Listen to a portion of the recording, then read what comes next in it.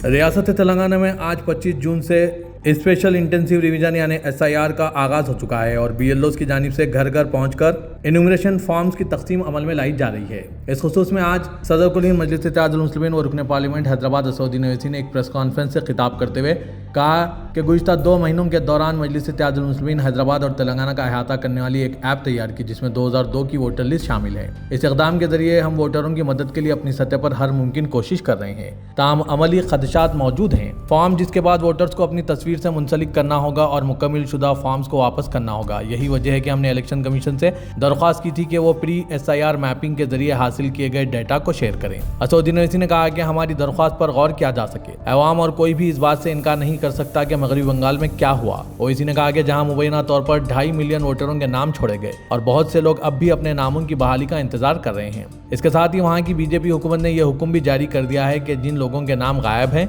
इन्हें ration card के फवायद नहीं मिलेंगे या इनको सिर्फ इस बात का खदशा है कि वो हुकूमत की फलाह व बहबूद से महरूम हो जाएं। वोटिंग के हुकूक लेकिन आखिरकार बेवतन हो सकते हैं। इन खदशात और खदशात की बुनियाद पर ओवैसी ने कहा कि हम अपनी नुमाइंदगी इलेक्शन कमीशन में जमा कराएं।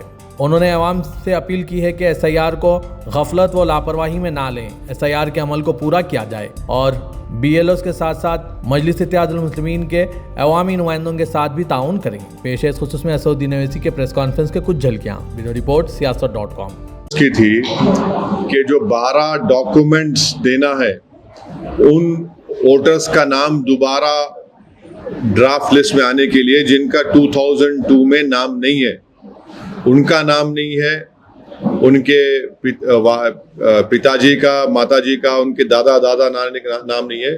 वो 12 डॉक्यूमेंट में एक डॉक्यूमेंट तो तेलंगाना में NRC नहीं हुआ, वो डॉक्यूमेंट चला गया। दूसरा है परमानेंट रेजिडेंस सर्टिफिकेट, वो तेलंगाना में नहीं दिया जाता। फैमिली रजिस्टर वो तेलंगाना में नहीं है। आधार सिर्फ एक डॉक्यूमेंट कबूल नहीं होता। तो 12 में तो ऐसे ही 4 चले गए। अब बचे कितने? बचे 8 ही ना। अब 8 डॉक्यूमेंटेशन के लिए हमने इलेक्शन कमीशन से कहा था कि आप पैन कार्ड इसमें शामिल कर लीजिए, क्योंकि पैन कार्ड की बुनियाद पर मैं वोट डाल सकता हूँ। स्टेट गवर्नमेंट ड्राइविंग लाइसेंस देती है, उसकी बुनियाद पर वोट डाल सकता हूँ। State government food security card देती है, उसकी बुनियाद पर मैं वोट डाल सकता हूँ। तो इलेक्शन कमीशन ने उसको कबूल नहीं किया। दूसरा, हमने इलेक्शन कमीशन से कहा था कि जो एनोमलीज है, अगर 2002 में मैन्युअली वोटर लिस्ट बनाई गई थी जिसको इलेक्शन कमीशन ने बनाया, अगर उसमें स्पेलिंग मिस्टेक है तो उसको आप प्रेजेंट कैसा मुझे आप पेनलाइज करेंगे? भाई, अगर किसी का नाम S प्रमोद था 2002 में, अब आ गया सौरभ प्रमोद 2026 में, तो इलेक्शन कमीशन बोल रहा है ये एनोमली है। किसी के 6 बच्चे हैं, एनोमली है। कौन सा कानून है जो 6 बच्चे रहे तो नाम नहीं आएगा? 15 साल का फर्क होगा अगर पेरेंट्स में और चिल्ड्रन में नहीं होगा। 40 इयर्स का से कम होगा ग्रैंडसन में, ग्रैंडफादर में नहीं होगा। ये कैसा होगा बताइए? एनोमलीज कैसा होगा? हम बोले इसमें करेक्शन के लिए। आखिरी और एक बात, ये एक्सरसाइज शुरू से पहले प्री SIR मैपिंग ECI ने की। पहले ये बताया गया था कि प्री प्रिंटेड फॉर्म आएगा, राइट? हम अब नहीं आएगा। अब सिर्फ जो 2026 में जिसका नाम है वोटर लिस्ट में, उसको घर पे लाके देंगे BLOs फॉर्म। वोटर को, इलेक्टर को 2002 का पूरा अपना डिटेल लिखना पड़ेगा। हमने कहा कि जब आपके पास प्री SIR आपने मैपिंग कर ली, वो डेटा आप BLS को दो, booth level assistant political parties की, उसको भी आपने कबूल नहीं किया ECI ने। हमने कहा कि तेलंगाना में उर्दू सेकेंड लैंग्वेज है, आप पूरे इन्यूमरेशन फॉर्म्स इंग्लिश उर्दू में दीजिए, तेलुगु में दे रहे तो ठीक है दीजिए, इंग्लिश में दीजिए, तेलुगु में दीजिए। अब क्या हुआ कि सिर्फ हैदराबाद डिस्ट्रिक्ट में सिर्फ इंग्लिश में दे रहे हैं। कई ऐसे लोग हैं जो तेलुगु नहीं जानते, वो लोग क्या करना चाहिए? कैसा वो भरेंगे बताइए? और मॉनसून सीजन है, टाइम बहुत कम है। तो ये चीजों से हमको फिक्र हो रही है। हमारी पार्टी, आप जानते हैं कि हमने पिछले 2 महीने से पूरे हैदराबाद तेलंगाना में हमने एक ऐप बनाया है जिसमें 2002 की वोटर लिस्ट है, लेटेस्ट वोटर लिस्ट है। उसके जरिए से हम जितना हो सके अपने लेवल पर हम तो कोशिश कर रहे हैं वोटर की मदद करने के लिए। मगर अब BLO जाएगा कितने कितने लोगों के पास जाएगा, 2 फॉर्म देगा और फिर फोटो लगाकर वोटर को देना पड़ेगा वापस, फिर ड्राफ्ट लिस्ट आएगी, ड्राफ्ट लिस्ट के बाद फिर कितनों को नोटिस जाएगी हमको नहीं मालूम। इसीलिए हम कह रहे थे कि जो प्री एसआईआर मैपिंग हुई हमको इलेक्शन कमीशन दे दे। अभी भी हम रिक्वेस्ट कर रहे हैं आपके जरिए से कि शायद हमारी बात को सुन ले, कि शायद हमारी बात उनके दिल में उतर जाए, ताकि ये पूरी एक्सरसाइज एक इंक्लूसिव हो। देखिए, जनता में एक एप्रीहेंशन है, इसको कोई डिनाई नहीं कर सकते आप, क्योंकि जो वेस्ट बंगाल में हुआ 27 लाख वोटर के नाम नहीं आए, वो अभी भी बैठे हुए हैं कि कब उनका नाम आएगा। और वहां पर बीजेपी सरकार ने एक ऑर्डर निकाल दिया कि जिसका नाम नहीं आया उसको रेशन नहीं मिलेगा, उसको गवर्नमेंट स्कीम में हिस्सा नहीं होगा उसको। फिर सुप्रीम कोर्ट का जजमेंट आ गया कि ईसीआई जिसका नाम एसआईआर में नहीं आएगा उसके नाम फॉरवर्ड करेगा कॉम्पिटेंट अथॉरिटी को। कॉम्पिटेंट अथॉरिटी कौन है? एमएचए है। अब ये और बात है कि 7 करोड़ के लोगों के नाम नहीं आए, तो ये सब चीजें हो रही है ना। अगर ये तो डर है लोगों को कि कहीं हमारे ही देश में कहीं हमारे को वोटिंग राइट छोड़ी हमको स्टेटलेस ना बना दे, तो ये सब एप्रीहेंशन की बुनियाद पर हमने रिप्रेजेंटेशन किया था। आपको कोई सवाल यही है कि आज से शुरू हो रहा है, आप कितने दिन से तैयारियां कर रहे थे, आप प्रेजेंटेशन भी दिए थे, आपको कमीशन के साथ बात लगे, कोई राहत मिली आपको? नहीं, इलेक्शन कमीशन ने सिर्फ हैदराबाद डिस्ट्रिक्ट में इंग्लिश में फॉर्म्स दे रहे हैं और बाकी पूरे तेलंगाना में तेलुगु में फॉर्म्स जाएंगे। अब जिसको तेलुगु नहीं आती वो क्या करेगा बताइए? और एक ही फॉर्म 2 फॉर्म दिए जा रहे हैं, अगर उसमें कोई मिस्टेक हो गई तो क्या करेगा वो बताइए? उस पर QR कोड है। अब जैसा कि यहाँ पर आप लोग कई हमारे जर्नलिस्ट साहब हैं, आप तो तेलंगाना के नहीं, आपको तेलुगु पढ़ना नहीं आता प्रमोद साहब आपको? हाँ, अरे अब पढ़ना कहाँ गा, लिखना पड़ेगा ना आपको, नाम लिखना, 2002 की डिटेल लिखना पड़ेगा आपको, मैपिंग हो रही है उनकी डिटेल लिखना पड़ेगा। ऐसे एक कॉस्मोपॉलिटन शहर है greater Hyderabad municipal corporation, GHMC का जो एरिया है जिसमें कम से कम 30 से 32 विधानसभा आते हैं, वहां पर तो कई जबानें बोलने वाले लोग हैं। आप चले जाइए साइबराबाद में, हैदराबाद में आ जाइए, कई हिंदी बोलने वाले हैं। ये तो कॉस्मोपॉलिटन शहर है, तो इसलिए हम रिक्वेस्ट किए थे कि ठीक है उर्दू नहीं तो इंग्लिश में कर दीजिए आप, ये भी एक मुश्किल होगी। हाँ, इलेक्शन कमीशन का मसला पार्लियामेंट में उठाएंगे तो गवर्नमेंट बोलेगी इलेक्शन कमीशन को जाके बोलिए। कहाँ बोलेंगे, किसको बोलेंगे हम? उनको बोले उनको बोलो। और ये वहां पर वो एक अजीब मामला है ना। ये तो अपोजिशन के अभी एक महीना है, हमको जो भी है मेहनत करना है। हम लोग रात दिन मेहनत कर रहे हैं। हमारी पार्टी के तमाम बूथ लेवल असिस्टेंट्स रहेंगे और यहाँ की सरकार भी एक्टिव हुई है, देर से हुई है मगर हुई है अभी एक्टिव। काफी कॉन्स्टिट्यूएंसीज में अभी कारवां, नागपत, पूरा ये नहीं आया। तो आज तो पहला दिन है, आना चाहिए, उनको देना चाहिए। यही तो मैं बोल रहा हूँ ना कि एक BLO को 1200 वोटर एक बूथ में होते हैं और आप उनको दे रहे हैं 30 दिन। माने वो जाकर देगा भी और फिर वापस लेगा भी। और फिर अगर मानसून हो गया, मानसून का सीजन है, बारिश हो गई और बारिश होगी, तो ये सब चीजें प्रैक्टिकल डिफिकल्टी, टाइम बहुत कम है। एलबीए ने कहा है कि पासपोर्ट को सिटीजनशिप प्रूफ नहीं माना जाएगा, क्या कहेंगे? ऐसा जिस राह पर देश जा रहा है, अब ऐसा लगता है कि आने वाले दिनों में बीजेपी का मेंबरशिप का कार्ड सिटीजनशिप का हो जाएगा, यही दिख रहा है। अब आप देखिए कि सेक्शन 6 सबसेक्शन 2 और सबसेक्शन A पासपोर्ट एक्ट का पढ़ लीजिए। वो क्या कहता है कि पासपोर्ट उसी को दिया जाएगा या नहीं, उसको नहीं दिया जाएगा जो भारत का नागरिक नहीं है। अब बताइए क्या करें हम? पासपोर्ट देने के लिए पुलिस वेरिफिकेशन होता है, मैंडेटरी है पुलिस वेरिफिकेशन। अब मिसाल के तौर पर तेलंगाना की पुलिस को पहला प्राइज लेकर आए DGP साहब, क्योंकि वो 4 दिन में पुलिस वेरिफिकेशन कर रहे हैं। वो प्रूफ नहीं है, बर्थ सर्टिफिकेट प्रूफ नहीं है, आधार कार्ड प्रूफ नहीं है, वोटर आईडी कार्ड प्रूफ नहीं है, भाई क्या प्रूफ है फिर? अच्छा, सिटीजनशिप का सर्टिफिकेट किसको मिलता है मालूम आपको? जिसको सिटीजनशिप मिलता है रजिस्ट्रेशन से और नेचुरलाइजेशन से। अब यहाँ पर जितने आप लोग खड़े हैं, आपके दादा परदादा भारत में पैदा हुए, भाई नेचुरलाइजेशन तो नहीं हुआ ना, अब कहां से लेंगे सर्टिफिकेट बताइए? यानी सरकार अगर कल चाहेगी तो किसी को बोलेगी तुम नहीं है, अब मैं क्या क्या बताऊं फिर? मेरे में अब मेरे खबरस्तान को तो आप एक्सेप्ट नहीं करेंगे जहां मेरे परदादा हैं या उनके दादा के बाबा हैं। ये अजीब मामला है। फिर सेक्शन 62A क्या है? एक वेरीफाइड डॉक्यूमेंट है। अब यही तो सरकार अपने हाथ में इन चीजों को ले रही है और हर एक को वल्नरेबल बता रही है, तो ये तो एप्रीहेंशन पैदा होगा ना। सर, जिस तरह से एसआईआर की प्रक्रिया चल रही है, आपको लगता है बंगाल जैसा हाल तेलंगाना का भी होगा? Bharatiya Janata party voting influence करने के लिए करती है।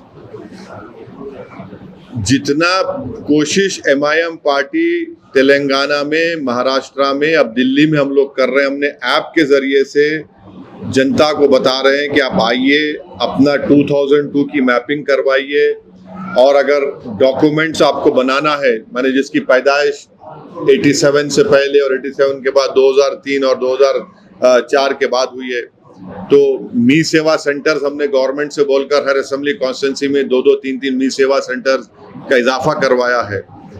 ये रियल एप्रीहेंशन है जो बंगाल में हुआ है कि नाम कई लोग अब आज जितने 25-27 लाख नाम जो बोलते हैं, जो आज भी ठहरे हुए हैं कि अब कौन सी जगह पर जाकर, ट्राइब्यूनल पर जाकर उनका नाम लिस्ट में आएगा।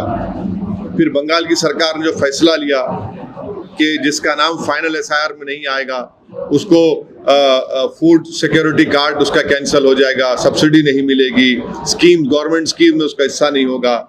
सुप्रीम कोर्ट का जजमेंट है कि जिन लोगों का नाम SIR के लिस्ट, फाइनल लिस्ट में नहीं आएगा, ECI उनको उन नामों को कॉम्पिटेंट अथॉरिटी को फॉरवर्ड करे।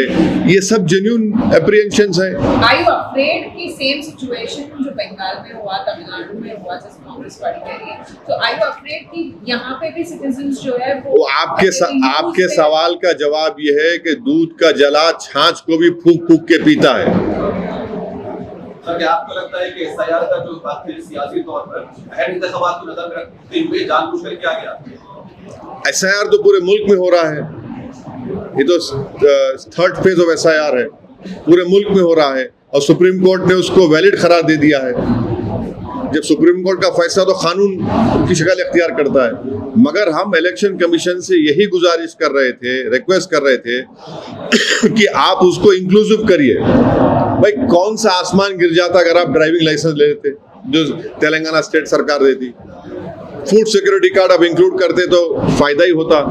गवर्नमेंट का दिया हुआ कार्ड है वो, और फिर पैन कार्ड, उसकी बुनियाद पर मैं वोट भी डाल सकता हूं। तेलंगाना में तो हम तीन डॉक्यूमेंट से तो महरूम है ना। यहां पर NRC नहीं हुआ, यहां पर परमानेंट रेजिडेंट सर्टिफिकेट किसी को नहीं दिया जाता, फैमिली रजिस्टर यहां पर नहीं है। अब जो भी हमको 8 डॉक्यूमेंट से काम चलना पड़ेगा, और एनोमलीज का मसला है। तमाम जो चीजें से अलग सवाल पूछ सकते हैं। हाँ बोलिए सर, जिस तरीके से TMC में विभाजन हुआ, आप बहुत आला दर्जे के पॉलिटिशियन हैं देश के, तो जिस तरह से TMC में विभाजन हुआ, उद्धव ठाकरे गुट शिवसेना में हुआ, जिस तरह से चल रहा है, इसको आप कैसे देखते हैं? क्या देख रहे हैं? देख रहे हैं सब छोड़ के भाग रहे हैं। भारत की सियासत की लैला तो हमको आपने बना दिया, और हम पे इल्जाम लगाते कि चुनाव लड़ने से फायदा होता है, नुकसान होता है, जो भी है बकवास बकते हैं। अब पूरे भाग रहे हैं तो क्या बोलेंगे उनको? हम लगता है कि हम हमसे कंपटीशन कर रहे हैं कि बी टीम कौन होगी। अब आप बताइए, आप कौन जिम्मेदार है इसका? जो कल तक हमको गाली देते थे वो अब बीजेपी में जाकर बैठे हैं। अच्छा, ये मध्य प्रदेश का मुख्यमंत्री का वो एक्सपोजे आया, एक इंडियन एक्सप्रेस अखबार रिपोर्ट किया कि उनके परिवार को फायदा हुआ, अखबार ने रिपोर्ट किया। उत्तर प्रदेश के पूर्व मुख्यमंत्री उनकी तायद में खड़े हो गए। क्यों खड़े हो गए भैया? क्योंकि वो यादव है, वो भी यादव है। माने यादव होगा, पार्टी को नहीं देखा जाएगा। और जब ओवैसी संविधान की डायरेक्टिव हमारे आर्टिकल 37 का हवाला देकर पॉलिटिकल जस्टिस की बात करता है अल्पसंख्यक समाज के लिए, तो पूरा आसमान सर पर उठा लिया जाता है। अने भैया को लगा कि वो हमारा भैया है, और हम जब गरीब की बात करें तो बोले तुम कौन, हम चौधरी, हम ठेकेदार हैं। ये भी तो हिपोक्रेसी है ना। राम मंदिर जो बात आ रही है कि चंदा चोरी को बात आ रही है, उसको कैसे देखते हैं आप? अब नहीं मालूम, हम तो इंतजार में हैं कि एफआईआर कब होगा और एफआईआर के बाद किसका घर तोड़ा जाएगा, किसका घर तोड़ा जाएगा। बुलडोजर चलेगा या गोली चलेगी? आस्था की बुनियाद पर आपने सब कुछ कर दिया, अब आस्था की बुनियाद पर क्या ये भी बर्दाश्त किया जाएगा? ये सरकार को तय करना है। एफआईआर क्यों नहीं हो रहा है?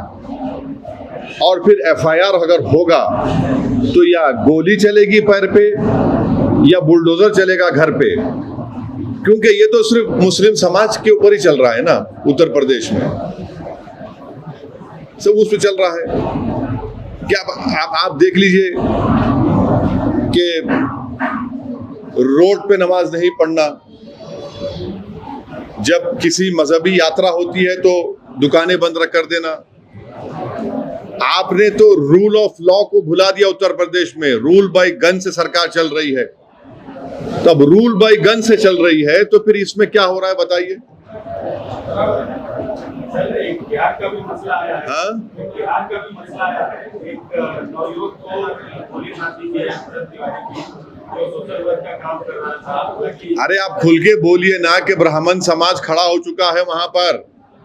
क्यों अल्फाज चाप चाप के बोलते हैं?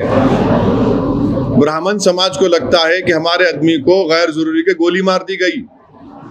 अब वही तो हम कह रहे हैं, अरे भैया इंसान तो सब है, जिसपे जुल्म होता है तो जुल्म को रोकने के लिए तो कुछ करना पड़ेगा ना। आपको क्या लगता है सर, ब्राह्मणों को एकजुट होकर के इस पर कार्रवाई करनी चाहिए?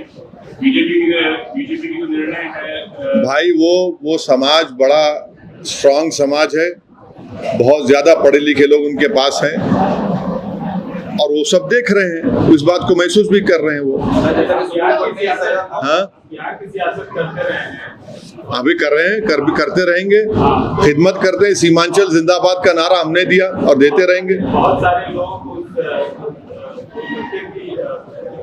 काउंटर हुआ उसके घर गए हैं, बहुत सारे लीडर गए हैं, चाहे किसी भी पार्टी के हो, क्या असदुद्दीन ओवैसी। अरे हम तो खंडन कर रहे हैं भाई बैठ के, अख्तरुल ईमान ने भी किया और लड़ेंगे इंसाफ के लिए। सवाल ये है कि वीडियो डाल रहा है वो, इससे बड़ा प्रूफ क्या हो सकता है? अब बताइए आप। हाँ? आप एमईए का statement passport is not a proof of statement में आपका क्या ऑब्जेक्शन है सर? व्हाट यू थिंक 2030 तक आपको ये? हाँ नहीं, एक ही कार्ड होगा सिटीजन, बीजेपी का मेंबरशिप कार्ड, बस वो बताया जाए। इससे पहले भी पासपोर्ट नहीं था सर। देखिए, इससे पहले नहीं था तो पहले क्या था? पहले अंडा या पहले मुर्गी या सब मामला बात मत करो ना तुम। नहीं, पहले क्या था?